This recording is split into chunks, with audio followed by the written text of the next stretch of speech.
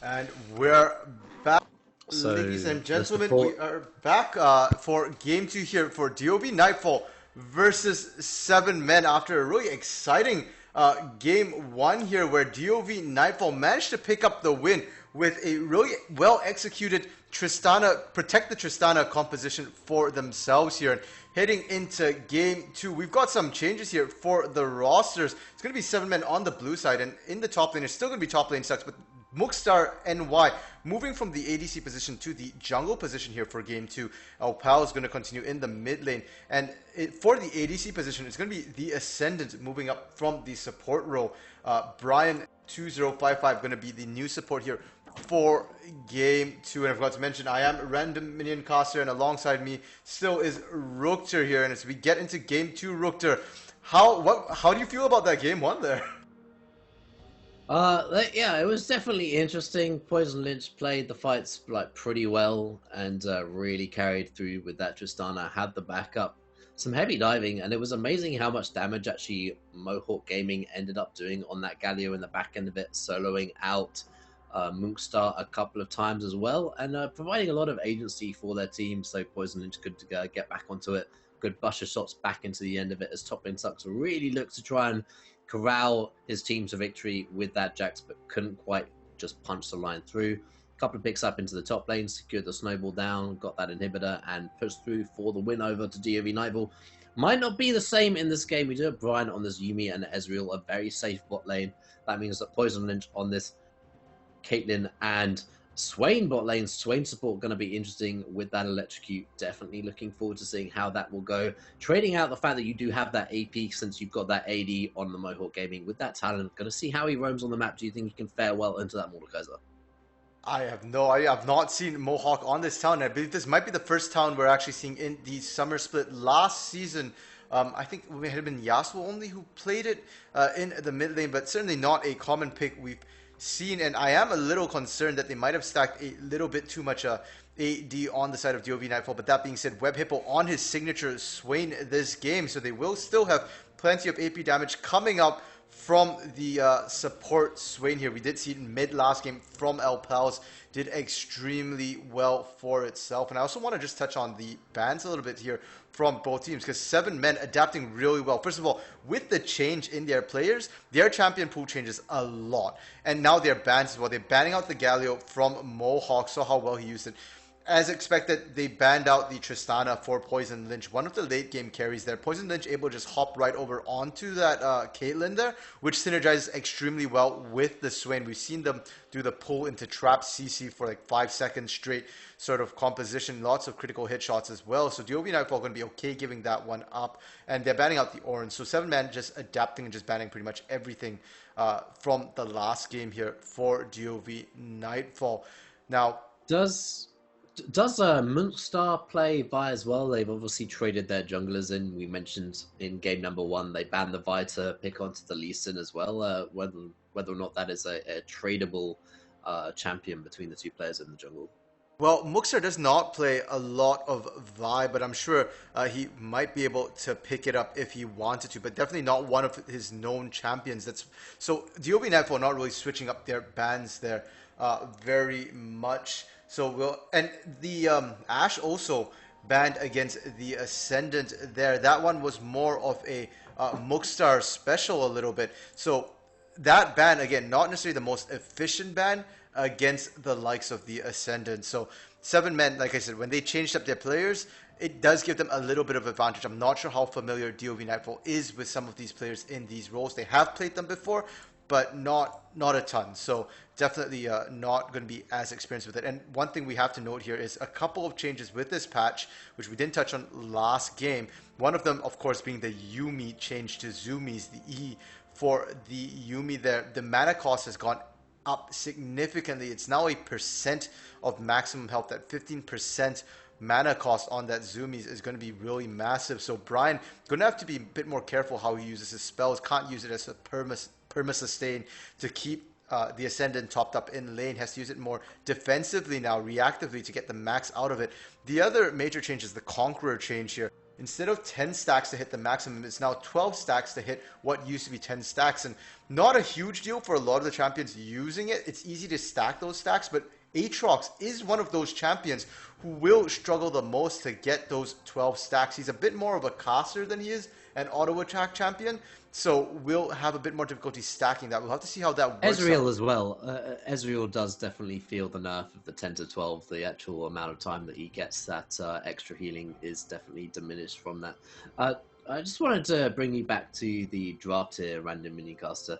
We do see that blind pick Talon potentially up into the mid lane. They could have potentially rotated Swain to that position, but Webhippo known for that champion.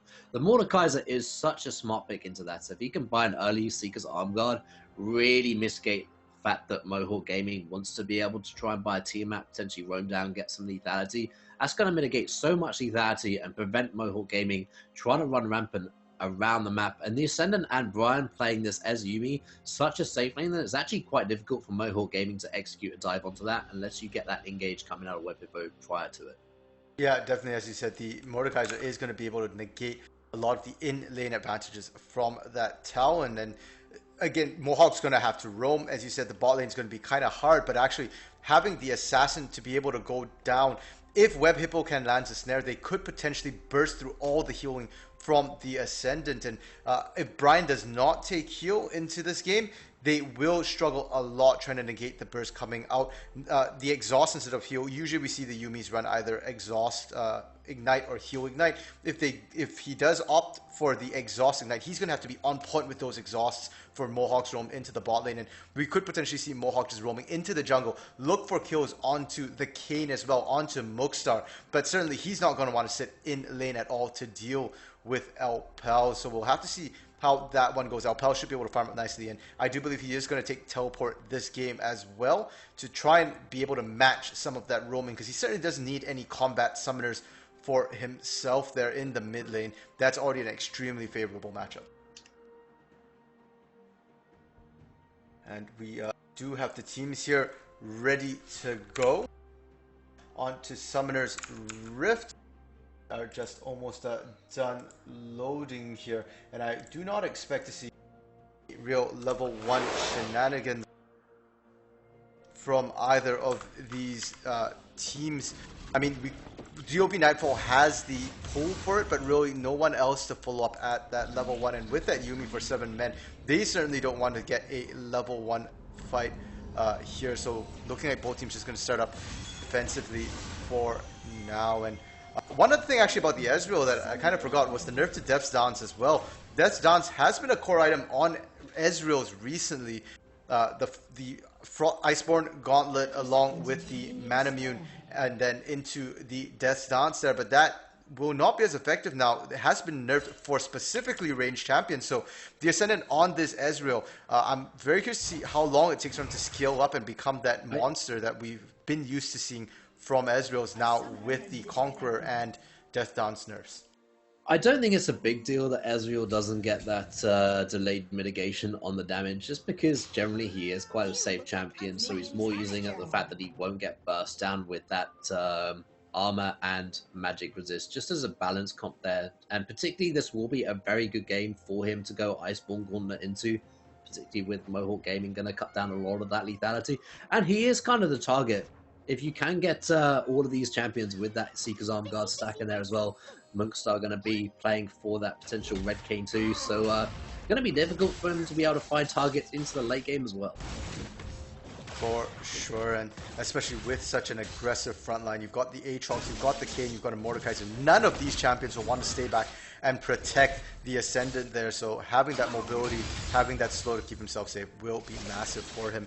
And I didn't really touch on the composition of 7 men, but they're looking for just lane advantages. Again, it looks like just looking to try and dominate on the top side at least that way. And then the Ascendant just going to look to survive and output damage while the rest of his team distracts the side of DoVN Nightfall. Their composition on the side of DoVN Nightfall this game not as clear cut as it was in the previous game. They don't have quite as much AoE CC, but they still have plenty of AoE damage. So we'll rely very heavily this game on Gunts and Gages. And so Gunt will be the person I'm looking at here in the mid game, in the late game to start a lot of these fights. Look for this 4 to 5 man Curse of the Sad Mummies. Yeah, random minicast. Talk to me about the fact that they've gone triple Ignite here. What do you think that's going to mean for the game and the lane state potentially? Lord of Ace is going to have to get a lead on this champion, right? Up in the top lane, Garen. Yeah, so I mean, the Garen is a very strong lane dominant sort of champion. He has no teleport either. So there's, as you pointed out, 3 ignites, 0 teleports. So looking like DoVN Nightfall, just throwing away any idea of macro play and rotations. Instead, they're looking for massive team fights and looking to either win or at least go even in lane. When Lord of Ace is already taking top lane, he's not going even in lane right now. Lord of Ace is struggling under his tower against the Onslaught here as well. We saw a really nice lane push here. They stacked it up and bounced the way back to them onto the side of Poison Lynch and Web Hippo. So they're playing this lane very well, mitigating a lot of CS already for the Ascendant, who's struggling. Web Hippo always stepping forward. You see a little bit of Mystic shots coming in there, but it doesn't matter. Web Hippo just try to deny this way. Poison Lynch going to be able to free farm this lane all game long. And Gunth here getting a little aggressive. I'm not sure it's the safe choice for him right now. Fall back and he's trying to find the exit. Gonna get knocked up as well. Munkstar flashes over the wall. He's looking to trade back onto it, but it's Gunth. Munkstar back into the jungle now. Mohawk Gaming, he's flashed over the wall already. He can't do anything. Burstner goes over to the top side here for top lane Sucks.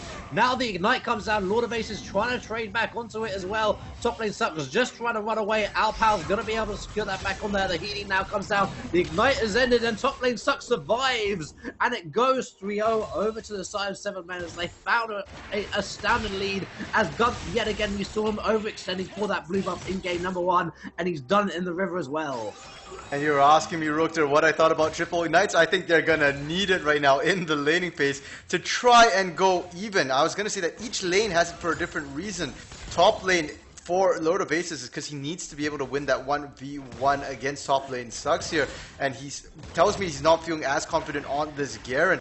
Mid lane, Mohawk needed it to try and get kills as Talon because he's probably not going to find them onto El Pals, on that Mordekaiser.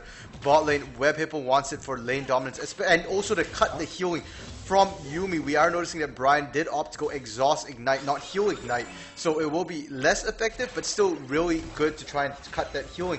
And now they're going to need it also. Okay. Sorry, pardon. Now they will need it just to sort of go even and negate that early 3-0 lead they gave over at 5 minutes here. Yeah, what do you think Mohawk Gaming was actually flashing over the wall for? We do see a lot of plates going down to the top bottom lane as the Ascendant's having a rough time there, though.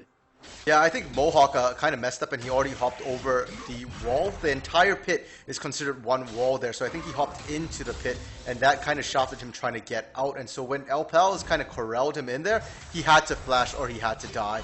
And so unfortunately he still did end up dying anyways, but that was his attempt to get out. Yeah, rotating this bottom lane pressure here for the side of DoV does net them that burst break. That'll be Cloud stacking up there as well. But top lane Sucks just says, this is my lane. Ignite me, damn man. I am going in level 6 now as well. He didn't even need that World Ender. He just dunked him. Yeah, and that's really bad news for Lord of Aces because the Lord of Aces, like as soon as top lane Sucks hit that level 6, he aggressively went in, and he found out he didn't need the world breaker. Lord of Aces is going to be down a level and a half right now against top lane Sucks, and Gunth is not going to be able to relieve him anytime soon either. He needs to farm up, and one good thing about Gunth is that he is extremely objective focused. We saw that in game 1 as well, where Teemin could not get any of the objectives there, and Gunth was just focused on it. So that will be a way back for the side of DoV Nightfall, hitting those objectives, but they also need to make sure they don't bleed out too much in any lane. And now, yeah, top lane Sucks, there you go, 2-level lead right now, is going to be able to just bully out Lord of Aces, Ignite or not. Yeah, Alpals as well, thinking that Mohawk Gaming's had a rough early game. That means he doesn't even need to go Seeker's Arm Guard. Gone for that aggressive Hextech Revolver, and he's using it to great effect in the mid lane.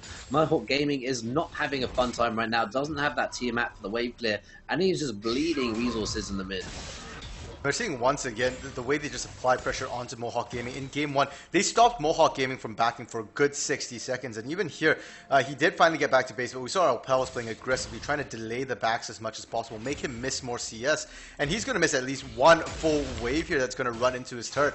That's going to set Mohawk Gaming even further behind. And that's going to be rough for him when he's already having a losing matchup. So this bot lane of Ascendant and Brian, they are the weaker bot lane. theoretically on paper. But you're not going to be able to see that now because DoB Nightfall's bot lane has to be careful that Mookstar doesn't show up, that top lane Sucks or Alpal doesn't just teleport into that bot lane, swing things in their favor, and that's going to give the Ascendant that time he needs to skill up very nicely here. This is going to be brutal for the bottom lane here over onto the side of 7-man as we do have a freeze coming out. Now the push, however, for Booting Lynch. He could have set up that freeze if he wanted to, but Ez is now backing. He's stacked up that tier as well. Doesn't quite have that. But up in the top lane, I was talking about the bottom. World Ender Brook. Top lane Sucks finds yet another kill and aggressive into the bottom lane. Brian 2055 doesn't have the Ascendant to be attached to and falls as well. That's just the risk of getting caught alone. Web Hippo, Poison Lynch are the stronger bot lane here. There's no question about it. So when they can find the Ascendant, we can find Brian, any of them basically isolated. Look at the burst we're seeing again onto the Ascendant, losing half his health off just one claw. They couldn't follow up any of that CC, but they don't need to because what does the Ascendant have? Tier and a Sapphire Crystal. Igniting down to the top lane, does manage to secure it with the roam. Teleport coming down for top lane. Sucks wants to re-engage it back onto that. Lord of Aces is there as well. Mohawk Gaming being taken into the Delph realm, but he's got the tower for refuse as well. Now Alpaz just has to wait at the edge of it. Now they're going to get re-engaged on. Mookstar is there as well, who's going to be able to secure one kill. Can he find a second? No, he can't. Lord of Aces has that defense, has the Phage, and he'll be sitting at his tower. And Mohawk correctly identifying the best lane for him to gank at that point was the top lane. Did manage to kill him, did manage to get the bounty, 300 gold extra for himself. Oh, gank down into the bottom lane. Top lane Sucks, manages to be able to secure one. Now he's looking for the knock-up. Big middle chunk coming out there for top lane Sucks. Forces the flash as well. Web Hippo going to be ignited. Burst down there. Top lane Sucks is 5-1 as he is having a field day. Not finding a lot of farm, but he is certainly finding the kills. Great teleport timing there to join the rest of the team. Instantly popped Poison Lynch there. Poison Lynch just melting right away. And top lane is really going to suck now because top lane Sucks 5-1-2. Huge lead. Up more than double Lord of Aces gold right now. Up about 2,700 gold for himself, and what that means in items is that he's got a full Caulfield's Warhammer, completed boots, and a Kindle Gem over Lord of Aces right now. That's absolutely massive for him. Yeah, exactly, and they are just struggling with this top lane Garen pick right now. 38 farm, 0-3-0. We saw how important that teleport down to the bottom lane was, and that Ignite is just not working for Lord of Aces into the top lane anymore. We finally have that Tiamat and the boots of mobility available. He got that shutdown up into the top lane, but he needs to find more for him. And right now, DoV Nightfall in a very deep hole. If you are DoV Nightfall, I think top lane, you either gank with Gunt and Mohawk, or you don't gank it at all. You just leave Lord of Aces to his own devices. Let him continue just trying to survive. Even maybe let that turret fall. Instead, you go down to that bot lane and try and get your winning lane further ahead and get yourself a first turret. Alpals can't quite drag the Caitlyn back in, but Poison Lynch just can't stand up against the torrent of that final chapter. Gonna fall down as well. We have the rotation down already here from Mookstar, clearing out that vision. Gonna be able to secure Drake to be able to trade that for the Cloud Drake that got taken earlier. Place going down here for Mohawk Gaming, but it doesn't matter because the roams are coming from the Mordekaiser without his teleport regardless. Yeah, and he's roaming more than Mohawk is right now, despite that being a talent. And 7 men just doing a lot of work here for themselves. Poison Lynch and Web Hippo suffering the sins of their team. They were actually winning that bot lane, but League is a 5v5 game. There are 3 other people on the map, and they just are going down and making sure that the Ascendant doesn't get punished much more heavily for a weak early phase here. They picked themselves up a Drake as well, so we will most likely not see an Elder this game. Given the way both teams are playing, I don't expect to see a particularly long series here from either of these teams, especially the way the early games have been going. Yeah, the bot lane here for Poison Lynch and Web Hippo has a nice lead down to the bottom lane. Already finished that Storm Razor. They have a 2-minute window before these teleports come back up to really be able to take down this tower. Ignite down into the top lane, but it doesn't really matter. Mookstar has dived down into the bottom. Poison Lynch is gonna be taken down from that upper trespass, leading us down as well. Top lane Sucks is taking a 2v1 up into the top lane. Here comes Mohawk Gaming to make it a 3v1, but top lane Zux is just trading back into it all. He's got the healing. Gun splashes there as well. Mohawk Gaming now on the front line looking for more. Can't quite find the knockup. Can he find the second? Yes, he can. This is a 3v1 for the top lane, but top lane Zux wins the day. And that brings the score to 13-2 with top lane Sucks killing 3 people there. The problem is, I already said, if you want to gank that, you need to send 3 people right away. It has to be Gunt and Mohawk showing up together. They end up showing up kind of staggered. Lord of Aces going down before Gunt can really show up proper. Then Gunt goes in, has the 1v1 for a short moment before Mohawk shows up as well. So definitely not good for them, and they should... It should have been DoV Nightfall picking up first start in that bot lane. Instead, they managed to stall long enough. They send Mokstar, they send Alpals, they send everyone to that bot lane. That buys them enough time to get that first turret for themselves instead. Now the gold lead, 5,000 at 13 minutes here, almost doubling in the last 4 to 5 minutes for themselves. And Alpals poised to get themselves another turret in that mid lane, because right now there's nothing Mohawk can do about it. Yeah, the saving grace here over onto the side of DoV is that ADC difference right now, but it's up into that top lane, 3,100 for Lord of Aces, up against 7,600. He's already got a full item, and he's using that to great effect. He's now got that Black Cleaver, and Death Dance is not far away using that Repel mid. That means Alpaz has to pay respect to that as well. Has to flash away though, doesn't want to find anything more from that, overextending a little bit. This Repel's going to be able to chunk it down as well. That'll be plates going down already. That is the end of the plates right now. Gunther's in the front line, he's been Realm of Death, but they're onto Poison Lynch, they found it. That's their main damage dealer right now. That was the one who had the lead. Now they're re-engaging. Top lane Sucks has all the healing in the world, and Web Hippo is level 7. He may be a swing, but he doesn't have that tank stats. Now they're diving through. Top lane Sucks manages to secure it. Mohawk Gaming looking to trade back onto it, but what can he do? Does he have the damage? No, the healing there for top lane Sucks, and he's back up to half health with the triple kill. And the world has ended here for DoV Nightfall with the arrival of top lane Sucks here. Wherever he goes, the rest of DoV Nightfall cannot be, and they just need to play defensive against top lane Sucks, because they might potentially lose even up to 2 turrets here. Top lane Sucks able to pump up a bunch of damage along with the Ascendant, and if Gunt isn't careful, they need to engage together as 3, as 4. If Gunt gets overextended once again by bandage tossing in, he could get popped before the rest of his team can even join him. Mohawk Gaming having to invest already into Executioners, then brought likewise here for Poison Lynch, but top lane Sucks is just ever just pushing his lead aggressively into that. We got that scaling here for Ascendant as well. He's slowly getting that man, so he'll be online as well, but the front line here for top lane Sucks is just absolutely immense, and there's not a lot they can do about it currently. No, there's absolutely nothing they can do about it for now, especially with a Yuumi for the side of 7 men. Yuumi, one of those very annoying champions that everybody seems to love to hate here. And one of the reasons why is because Yuumi is a force multiplier for a team. If you've got anybody who gets ahead, whether it be your ADC or even a bruiser like a Garen or an Aatrox in this case, if they are ahead, Yuumi makes them nigh unkillable. Zoomies might have been nerfed, but in the midst of a single brutal fight, there's still more than enough mana to continuously pump out those heals to keep that the host for Yuumi alive there. And so on the side of DoV Nightfall, they basically will not be able to pick any fights. They need to just focus on wave clearing. Either that, or when or if top lane Sucks overextends, kill him quickly. They are passive right now, and it's going to take a massive throw on the side of 7 men to really give this one up here. Yeah, Dragon is now up and available. It is the Ocean. That'll just be stacking up there as well. We saw that ace in the hole. That is an ultimate. And top lane Sucks just shrugs it off already. He's just bounding them down. We have the bottom lane here. I want to note onto Brian, as however, start looking for it. Mohawk Gaming is just in a world of trouble right now. Yet again, potentially going to have to into a tower if he can. He's going to be able to escape. He's just trying to buy time here over onto the other side, but that means that the 5-man unit can just stack up. Top lane Sucks goes over the wall. They starve his Ocean Dragon as well.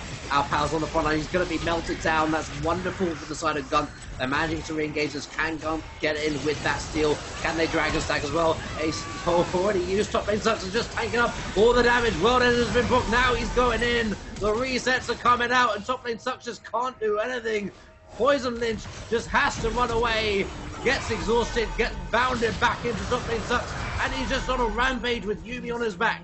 I was going to say that Yumi is struggling, only has 260 gold of the completion, still hasn't found that vision control yet, but it doesn't matter. Top lane Sucks is just carrying them through. Yeah, vision becomes a lot less relevant when you can just smash anything in your way there. Top lane Sucks and the rest of 7 men are not afraid of getting ganked, because we already saw top lane Sucks turn a 1v3 quite comfortably solo. As long as he's got the Yumi onto him, he can be even more comfortable. Alpals, though, has to play a bit more carefully. He is not the super fed Aatrox here, so can still get bursted down. We saw him go down in the beginning of that last fight at the Dragon Pit here. And by the way, that was an Ocean Drake going down as well. Ocean Soul. Imagine that on top lane Sucks here. He's going to be absolutely unkillable. Mohawk Gaming thinks he's got to pick onto top lane Sucks, but it doesn't really matter back into that. This is the solo laners and a Yumi taking down a 3v2 right now. The healing comes out, the wall ender is there, but he will finally fall to the burst. That means Brian needs to get back onto Alpals does manage to get back onto it. Now the healing, all the shielding coming down. Alpals, Mookstar is here for the back end of this as well. That was a 3v5 and the back end of it coming out. Mookstar manages to secure it, burning the flash down as well. Can he get out? Web Hippo gonna get spotted out by the Ascendant, looking for a little bit more. Doesn't really matter. The Ascendant has a burst. It's not really been about this Ezreal, who's 3-0-5. He's skating up nicely into the game. It's all about these solo laners. The Rift goes down here for 7 men, and they are on a whirlwind pace for this Rift. And you can see why 7 men draft the way they do. They often throw composition out the window. All they focus on is win lane, win game, because it works for them. Top lane Sucks 14-2-3. He definitely won lane, and it's transitioning across the map because Mookstar went 4-0-4, and a lot of that is not necessarily off ganks. It's a lot of counter ganking and invading with that level lead over Gunth and Alpals as well with that Mordekaiser 5-1-5, and was up a ton of CS, was up about 20-30 CS on Mohawk before Mohawk managed to farm the mid wave while the Ocean Drake was being taken. So you're seeing why 7 men like to do this. It works so well for them, and unfortunately it just seems to counter DoV's style of wanting to get into that mid game and then play for the team right now, because when you're this far behind, 22 kills down, this might be the highest kill per minute score we've seen, 26 in 19 minutes here. When you're that far behind, that's a 6,000 gold lead at 19 minutes with almost all of it stacked on one player. It's just so difficult to try and come back into the game. Yeah, 11,000 already right now. We said that Caitlyn was farming well in the early game, but you're only sitting at 7k love. You just can't deal with this compounding pressure by top lane Sucks. And Brian on their back, still yet to finish that support item. 340 on that back end of that. Mohawk Gaming having to disengage, but Humble Trespass chasing him down here. The assist comes out for Alpals as well. Ascendant holding the top lane. They have all the world to play for, and 7 men are just running the map. Yeah, it really feels like 7 men is unleashing their frustration from last week not being able to play as well as their loss in game 1 here, because they're going after kill right now. They could be focusing turrets. That mid lane turret extremely low, but they just want to kill people. So Gifley burning out the heal as well, but now he's overextended himself. Mookstar gonna be able to just get into the pit. We're in the alcove now. He's looking just a great time, but it's 4v1 up into the top lane. The exhaust has come down as well. Ascendant just pounding it back in, but it'll go over to Mookstar. Alpals thinks that he can take a 2v1. He's taking him into the Death Realm. Poison Lynch trying to trade back into it, but he's gonna go down as well. Web Hippo, level 9, what can he do? Forces the flash out of Alpals, but he's already secured the victory, and he's just buying time for his team as they've already started up the spam buff. They've got the damage down there as well. Top lane Sucks just pounding on this Ascendant, just firing it back in as well. There's not a lot of recourse here. Gunther's basing. He's now coming back into the fray. Web Hippo can't find any access. It's gone down to 3,000, 2,000 health, just crashing back down there. Mookstar has the ignite. The steal is potentially on as they come into the pit. It's not going to go their way. There's going to be more kills going over to the side. 7th Mental Gunther and Mohawk Gaming sacrificed their life for the cause. Yeah, and that they had to go for the Hail Mary at this point. They're really is no other way back for DoV Nightfall right now. You give that Baron over for free. They will take everything left outside the base. In the bot lane, the outer turret and inner turret still standing. Testament to Poison Lynch and Web Hippos laning here. But with Baron buff, that's just free gold here for the side of 7men. Ryan actually has to get on the target, otherwise he's going to go down. Poison Lynch manages to get it with Ace in the hole. That was just an unfortunate situation there. Needs to try and stay on people as well. Actually gone for Iceborne Gauntlets, but that's for auto attacks. You're not really going to be auto attacking a lot as a Yumi, so that's definitely an interesting second buy there. That might have been a mistake coming out here for the side of Brian 202. They can retract back for this Ocean Soul, trying to stack that up onto the map as well. They've already got Mookstar on that, and we do have the Ascendant coming back in there as well. And I mean, I think it was something communicated, because we did see the Ascendant pick up the Trinity Force instead.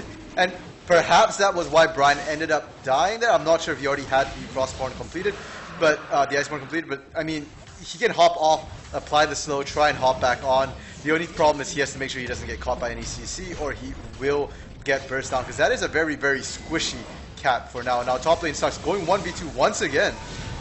I think he can potentially take this, but Poison Lynch is there as well. Mohawk Gaming has to flash for this now. Answer for top lane sucks. He's got the mobility. He's got the Wild Ender, but he's in a 5v1. Gun shuts the door on the exit. We have pressure down to the bot lane though. Can it be answered with a tower? Top lane sucks, providing so much pressure. Dies for 1v1. Probably worth in the end of it, but that is a Titan going down in the top. Yeah, and with top lane sucks going down, they actually lose a lot of their pressure there. You can see Alpels has to back off, not confident. And in the mid lane, the Ascendant and Brian have to be extremely careful. Mookstar is nowhere near them right now, so this could potentially become a 4 or 5v2 here. Yeah, unless Gun really goes hard onto it. Actually going to flash Curse the Sad Mummy onto it. Ace in the hole coming out as well. And the carry has fallen. Brian now going to be falling aspect to that as well. Uses that final chapter just to try and disengage it. Lord of Aces decides he wants his kitty. Going to be able to flash there as well. They'll be going down on the rifts, and they find a pick off the flash of Gumph. Yeah, they're starting to allow cracks to show here. 7men not finishing this game out very cleanly. They are still firmly in the driver's seat though.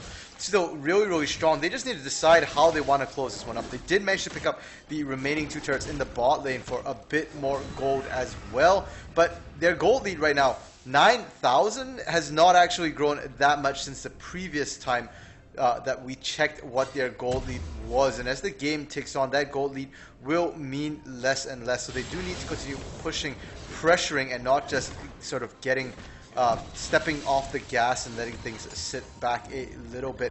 And for DoV Nightfall, this also does mean that for the first time in a while, they do have a chance to let their cooldowns reset a little bit and look for that AoE wombo combo, because that will have to be their Hail Mary throw to get back into the game here. Yeah, they're kind of playing a little bit of a 1-3-1 comp, a little bit loose there onto the side, and this is really hurting the fact that they do still have the Spell Thief edge on Brian. He hasn't been able to convert that over to warding, and that's just meaning that they're getting closed out a little bit here. Now Alpals is on the back end of it as well. The gang squad is here. Gunk goes in there as well. Web Hippo now taken into the Death Realm. This is where Mordekaiser can shine, going to be able to take down one with him, forces the flash, but already answered. Final chapter there as well. Gunther's in the front line, just gets pulled back into the team, into the waiting arms of the Ascendant, and top lane sucks is at it again. He is diving towers with Yumi on his back, looking for even more if he can find it. Looking for Mohawk Gaming, but they've got the wave into the bottom. He'll turn his attention towards this inhibitor tower, which is looking to fall very, very quickly. Mohawk Gaming can't find a way in. He has that Shadow Assault, but who is he going to put it on? The Ascendant, he looks for the trade, looks for it, can't quite find it, forces the double sums out of the Ascendant. And now they do have this pressure into the bottom, ever mounting over onto the side. 7 men, they're crashing it into the waves, they're taking it down. Ascendant now getting into those autos. The front line is there, there's no response here for DoV Nightfall as well. They're crashing it yet again. This is the second tower going down. The answer needs to be now onto the side of DoV. What can they find? The retreat is there. They've been corralled up into the top side, but that tower's already fallen. That means that they're onto this second inhibitor, up into the base right now. DoV, what can they find? They need to find an answer. They set up the traps here, but it doesn't matter. They can just auto down the tower and retreat if they want to. Maybe they can look to find a big ace in the hole, back onto the Ascendant, to Arcane Shift backwards. He will not fall. That means something such trades with the Tychonist on the front line. Mohawk Gaming looking for the back end of it, looking for the Ascendant. Can he quite find it? Arcane shifting forward. That means Outbound will go down. Final chapter used yet again. It's off cooldown. It means that they're going. And there's just nothing that DoV Nightfall can do. They didn't have their ultimates up. We saw it staggered again. Demonic Ascension. It's just game right there here from 7men. Just so well played. Words almost failed me how dominant they were this game here. And just DoV Nightfall never had the agency, never had the priority to get those fights started the way they wanted to. Never managed to layer the ultimates. Once again, game one, we saw they struggled to get their ultimates, their team fight ultimates down properly. And again, it happened in game two. That last fight, they started, yes, they needed to mount a last-ditch defense, but they were chasing horrifically aggressively, considering that the execution from Garen wasn't up when that fight started. The Curse of the Sad Mummy only came up again at the end of that fight, was used separately from everyone else. Web Hippo couldn't find a time to use his Demonic Ascension there either, and just it just did not work out for DoV Nightfall. I said 7men would rebound, but I did not expect it to rebound with this much force. 39 kills in 27.5 minutes. Absolutely one-sided stomp here. Oh, that was just immense victory coming out of there. 16-3-9 for top lane. Sucks, just absolutely phenomenal. Taking Brian 2055. Finally managing to finish that Frostfang in the game there as well. But just backed up by his team. They played it. They used the teleports well. Lord of Aces traded for it with that Ignite. They blind pick and it got punished with that Talon as well. So I'm going to have to go back to the drawing board here with this 1v1. Going back to the game number 3 now here, over onto the side of DoV Nightfall versus 7men. For sure. And in terms of picks and bans, I am expecting to see something to try and stop that Aatrox. Either they just ban it out, or maybe give Lord of Aces a tank instead, because he seemed to do fairly well with the Ornn in game 1. So if it's banned, maybe try something like a Maokai. That seems to have been the go-to tank in the top lane if Ornn is not available. So we'll have to see, but really they do have to stop that bleeding from the top lane, because that's where everything started. And maybe try and save the counter pick for Mohawk Gaming instead of picking it too early and letting the side of 7men counter pick there. And we will be headed now into a short intermission break while we prepare for game 3 here. Now both teams have one game apiece, and it comes down winner takes all game 3. We'll see you all in a couple of minutes.